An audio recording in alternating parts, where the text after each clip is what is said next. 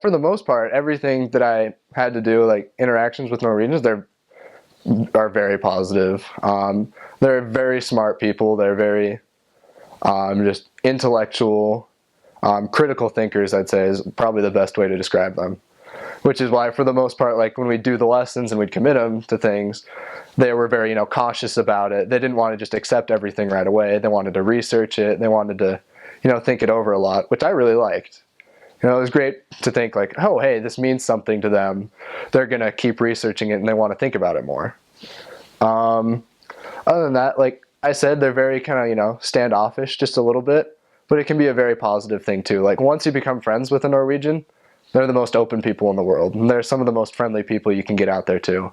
For some odd reason, once you go out and once you hike, once you get into the mountains, they become the most open people in the world. We were out hiking for one P-Day, and we had our missionary name tags on and everything. We were obviously in just hiking clothes, but several people would just come up and just start talking to us and just ask us how our day was going. They knew we were missionaries. They'd seen us in the street before. But up in the mountains, for some reason, it's different, and they're willing to talk to us up there. So we started bringing pass-along cards up into the mountains on our P-Day hikes. It was almost more productive than contacting during the day. It was great. Other than that, you get just very intelligent people. They're the best English speakers in the world amongst people who have English as a second language. Most of them, you'd think they were native speakers. You almost literally can't tell a difference. And so that makes it kind of hard to really just kind of earn their respect with you learning Norwegian, because they went from Norwegian to English and they learn it almost perfectly. So when you're learning Norwegian, like you have to get pretty good. Like they'll say that they're impressed, but unless you really get it down, they're not going to be that impressed. That's a bad thing to tell pre-missionaries, but I'd say it's definitely good. Really try to learn the language because it's an important thing to them. I don't know, they're just overall really cool people. I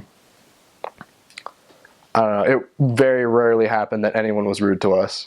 If they didn't want to talk about the gospel, it was a very just, very polite rejection. I haven't heard a story of anyone, ever getting spit on or, getting cursed out or anything like that happening with Norwegians. They're very polite. I'd say it's a very rich country, and so they have pretty much whatever they want. A lot of people really just don't think about religion that much. I mean, they've had the state church, and I'd say most people are just, in name members of the state church, but they don't go that often. Like I said, they really just don't think about it that much unless you start asking them about it. If you start asking, like, well, what's the purpose of life? That's what really gets them thinking. I remember we taught this one kid, and he said he almost just wanted to be Mormon just because he saw just how happy people actually were in the church.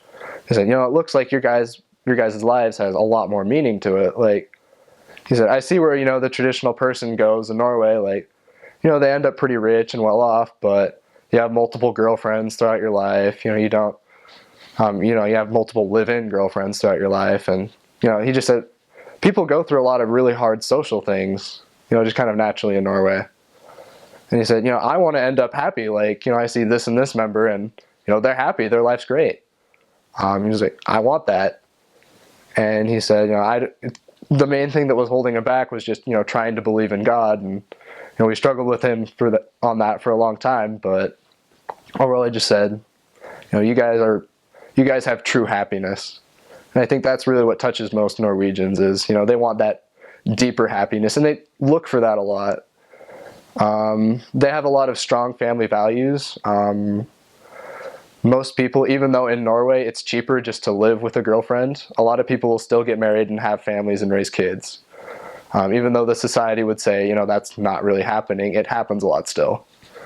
I think they value, just close family relationships and other things like that, just time spent with family and friends a lot more than they value money and everything else.